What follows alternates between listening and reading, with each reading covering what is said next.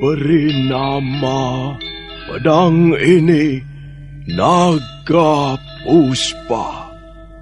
Selamatkan dia. Jangan sampai jatuh ke tangan pendekar berwatak jahat.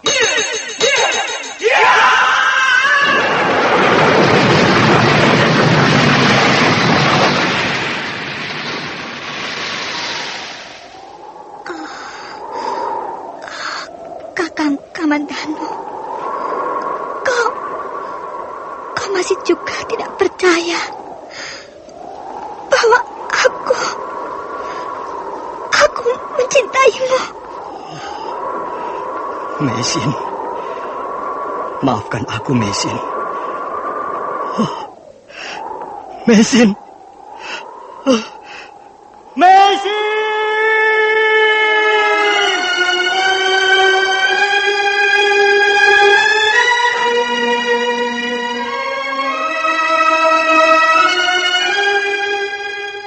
Tutur Tinula.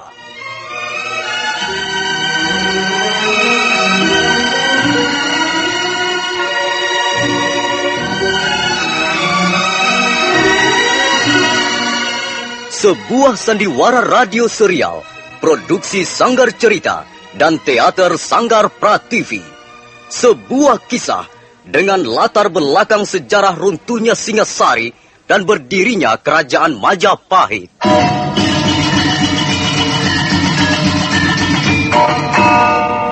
Sandiwara ini didukung oleh pemain-pemain radio yang sudah ternama, Ferry Fadli, Ivone Rose, dan Eli Ermawati.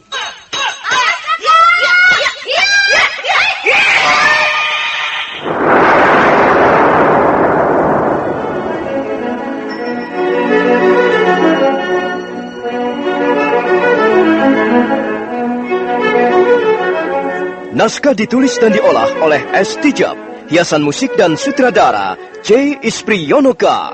Kali ini mengetengahkan episode ke-14 dengan judul Keris Empu Gandring.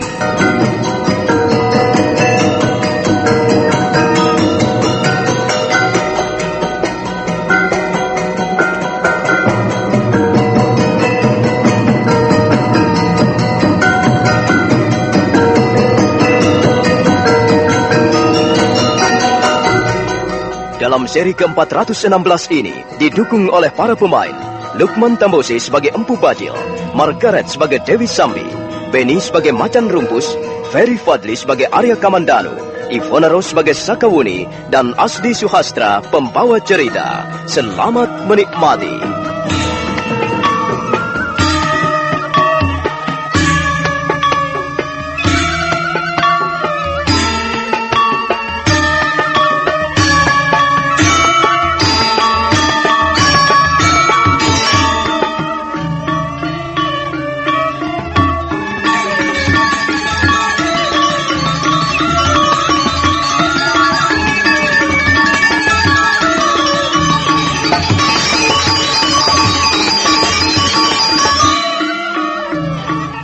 Semenjak Arya Kamandanu dan Sakawuni menggerebek Bukit Pendem beberapa waktu yang lalu, Empu Bajil dan Dewi Sambi memindahkan sarang persembunyiannya ke Bukit Gunung Wayang. Bukit itu menjulang tinggi dan ukurannya sangat besar. Itulah sebabnya dia juga disebut gunung. Dan bukit itu dikatakan Gunung Wayang karena bentuknya mirip gunungan di dalam dunia pakeliran atau dunia pedalangan. Empu Bajil dan Dewi Sambi sama sekali tidak tahu apa yang terjadi di kaki Bukit Gunung Wayang. Dia tidak tahu bahwa Kolo Rampis dan anak buahnya terbunuh. Dia juga tidak tahu bahwa Jata Gimbal, Kulagiri, dan 100 orang anak buahnya terbunuh. Malam itu Empu Bajil dan Dewi Sambi sibuk bermesraan di dalam pondok mereka.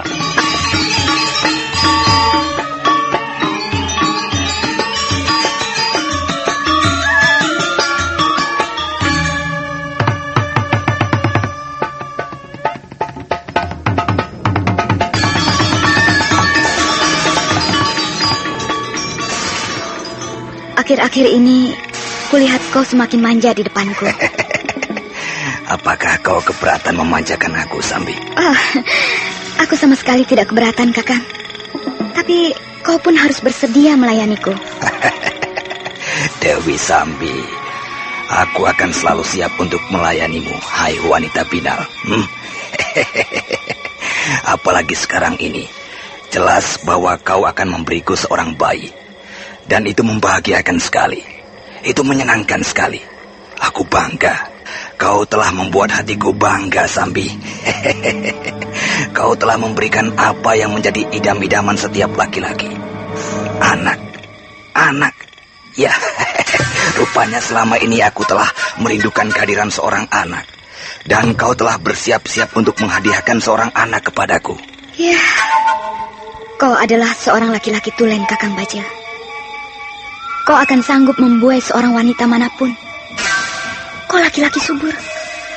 Kalau kau mau, aku sanggup memberimu 10 orang anak. Apakah tidak terlalu banyak? Kita lihat saja nanti. Sambi memang hebat. Karena itu Empu Bajil mencintainya. Tapi apa, Kakang Bajil? Sepertinya kau ingin mengatakan sesuatu kepadaku. Kalau ku ingat-ingat, aku bisa ketawa sendiri. Kita ini apa sudah menjadi suami istri, Sambi? Kakang Bajil, kita sudah ditakdirkan menjadi suami istri sebelum dilahirkan. Benar, Sambi. Kita memang sudah ditakdirkan menjadi pasangan sejak lama. Sejak dunia ini belum tercipta. Sejak alam semesta ini belum digelar. Sejak semuanya belum ada. Kita sudah ditakdirkan menjadi pasangan suami istri. Nah, karena itu kita tidak perlu ragu-ragu. Kita harus jalan terus. Bagus, Sambi. Kita harus jalan terus. Kita harus tetap bersatu padu, baik di gelanggang laga ataupun di atas ranjang pembaringan. Kita tidak mungkin dipisahkan, Kakang Bajil. Kita sudah lengket menjadi satu. Sekalipun tubuh kita diliputi debu, kita akan tetap lengket menjadi satu. Di mana ada Dewi Sambi, disitulah ada Empu Tong Bajil. Bagus, aku setuju sekali. Jika Dewi Sambi adalah bumi, maka Empu Tong Bajil adalah langitnya. Jika aku menjadi seekor sapi betina, maka Empu Bajil adalah sapi jantannya. Jika aku menjadi Gandarwi, maka aku akan menjadi Gandarwa. Jika aku menjadi Batari Durga. Oh, sudahlah Sambi, sudahlah. Kau adalah Sambi. Kau adalah Dewi Sambi, wanita yang menjadi pujaanku siang malam. Pokoknya mulai malam ini kau tidak akan kulepaskan lagi. Kau akan terus kudekap sampai pagi nanti. Kau akan terus-menerus kusiram dengan darah kejantanku.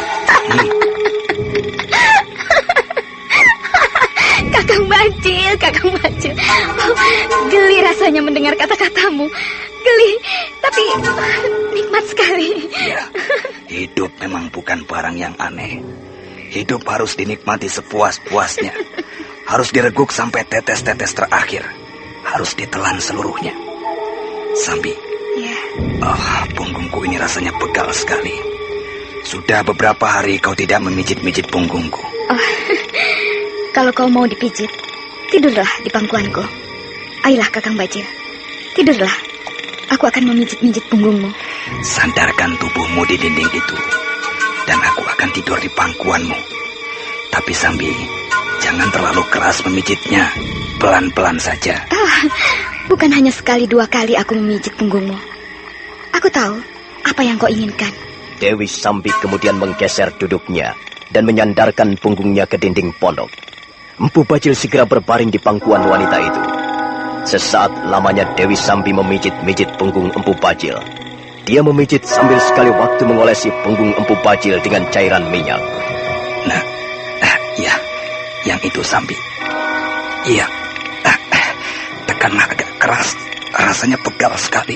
Diam sajalah Kakang Bajil. Pejamkan saja matamu, supaya terasa lebih nikmat pijitanku. Setan jahanam. Siapa itu? Siapa yang berani mengetok pintu rumahku?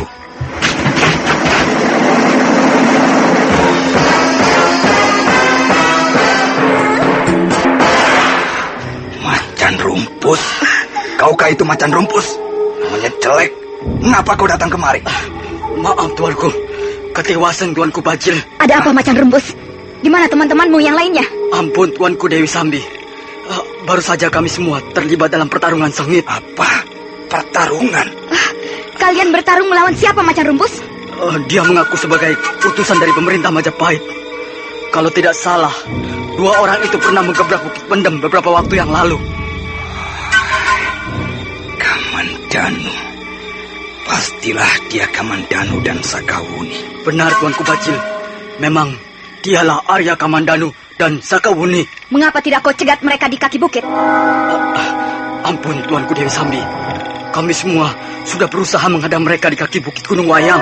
Tapi kami telah gagal. Bahkan teman-teman semuanya terbunuh. Kurang lebih ada 60 teman-teman terbunuh. Dan Kolor Rambis juga ikut terbunuh.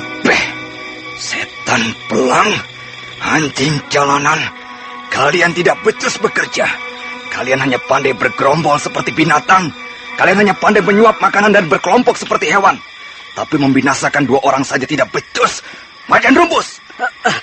Iya, Tuanku Bajil. Apa benar teman-temanmu semuanya terbunuh? Benar, Tuanku Bajil. Mereka semuanya terbunuh.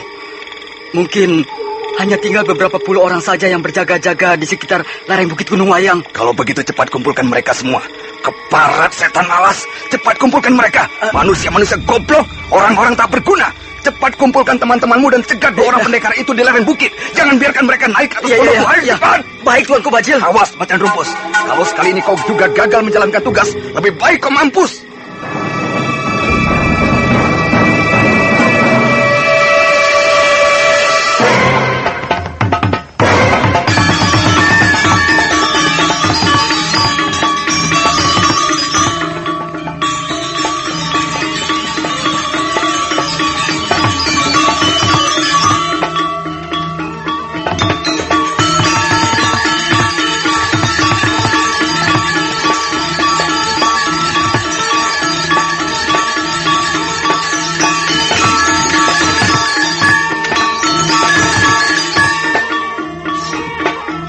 Macan Rumpus melompat meninggalkan pondok kediaman Empu Bajil.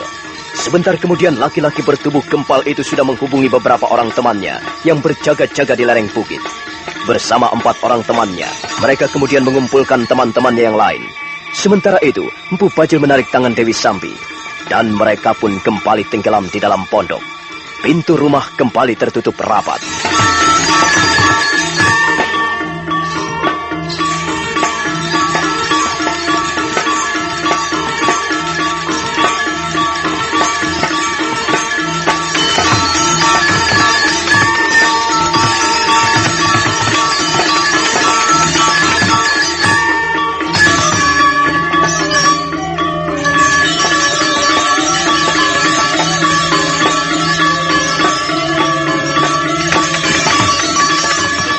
Nampaknya kita masih harus menghadapi hambatan lagi, Wuni. Iya, nampaknya memang begitu, Kamandanu.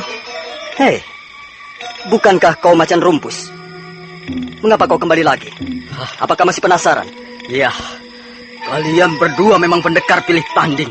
Kami tahu bahwa kami tidak bakal mampu mengalahkan kalian. Kami tahu bahwa tingkat kanuragan kami jauh di bawah kalian. Tapi bukan berarti kami lantas mundur begitu saja. Kami pun mempunyai harga diri. Harga diri itu penting bagi siapa saja. Ya, sekalipun kami harus membayar dengan nyawa, kami akan tetap mempertahankan harga diri kami. Kalau kalian berdua tetap nekat ingin melewati lereng bukit ini, kalian harus lebih dulu merobohkan kami. Macan Rumpus, mengapa kau tidak bisa berpikir lebih sehat? Apa yang kau harapkan dari orang seperti Empu Bajil dan Dewi Sambi? Mengapa kau mengabdi dengan membabi buta pada 2 orang itu? Apa yang telah mereka berikan kepadamu? Itu adalah hakku. Kalian tidak perlu tahu. Dengar, Macan Rumpus.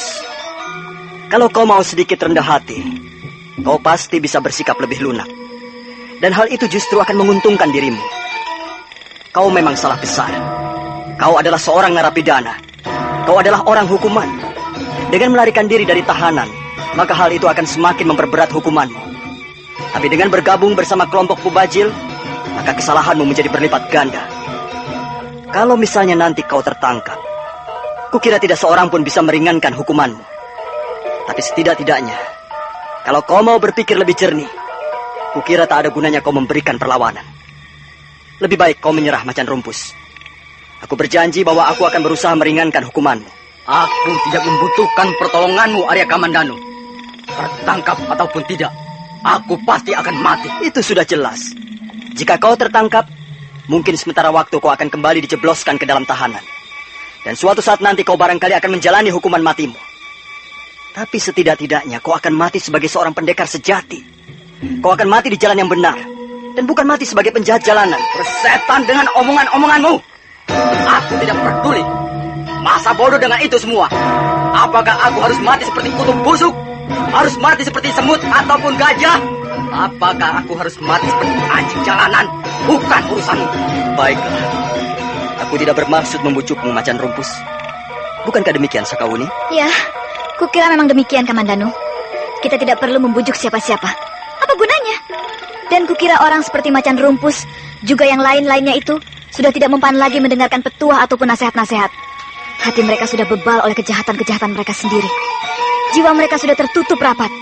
Dan pikiran mereka sudah digelapkan oleh masa lalunya yang hitam. Kukira sudah terlambat, Kamandanu. Lebih baik mereka segera kita bereskan saja. Kau benar, Wuni.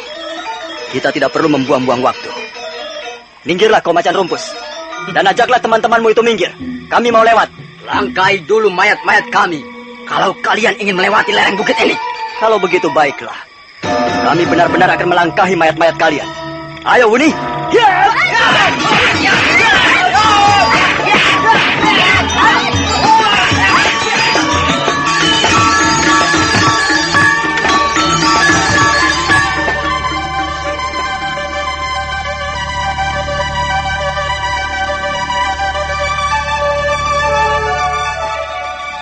Kau ini keterlaluan sekali, Kakang Bajir. Anak buahmu mungkin sekarang ini sedang bertarung. Dan apa yang kita lakukan di sini? Hanya kita yang tahu apa yang kita lakukan di sini, manisku. Mungkin sebaiknya kita bersiap-siap, Kakang Bajir. Barangkali malam ini juga kita harus bekerja keras. Dengar, Sambi. Kalau Macan Rumpus dan teman-temannya gagal, maka itu artinya Arya Kamandanu dan Sakawuni bernasib sial. Mereka akan segera naik ke atas lereng bukit ini dan kita akan membereskannya. Kau begitu yakin? Mengapa tidak? Dengan pedang pusakaku ini, aku bahkan sanggup menghancur leburkan kota Majapahit. Jangankan pendekar seperti Arya Kamandanu dan Sakawuni, sekalipun Batara Siwa turun dari tahta Kahyangan, Empu Bajil tidak akan gentar. Pokoknya selama pedang pusaka ini di tanganku, aku tidak akan gentar menghadapi siapapun juga. Matahari akan kuremas hancur, bulan akan kucabik-cabik, dan langit malam akan kurobek-robek. Seluruh alam semesta ini akan bertekuk lutut di hadapan Empu Bajil. Kau harus lebih dulu membuktikannya, Kakang Bajil. Bagaimanapun juga, kita sudah pernah menyaksikan sendiri betapa hebatnya kemampuan Arya Kamandanu dan Sakawuni. Sambi, ku dengar sepertinya ada rasa takut menyelinap di balik hatimu. Iya, Kakang Bajil. Terus terang, malam ini aku menjadi gentar. Telah berpuluh kali aku terlibat dalam pertarungan sengit, pertarungan menyabung nyawa. Tapi baru malam ini aku merasa gentar. Kau bersungguh-sungguh. Aku bersungguh-sungguh, Kakang Bajil. Aku bersungguh-sungguh. Aku tidak berdusta.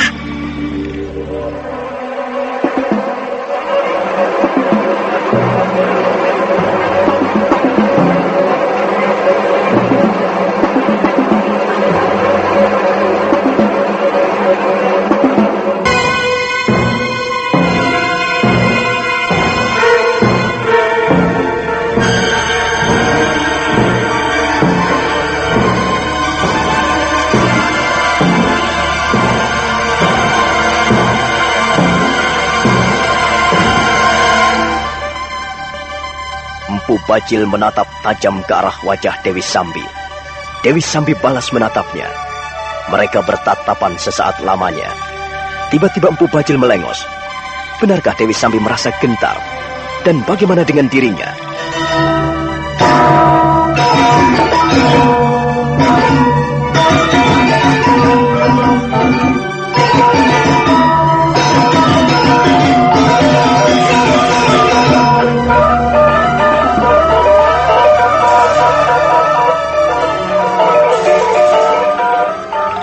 Nah, saudara pendengar,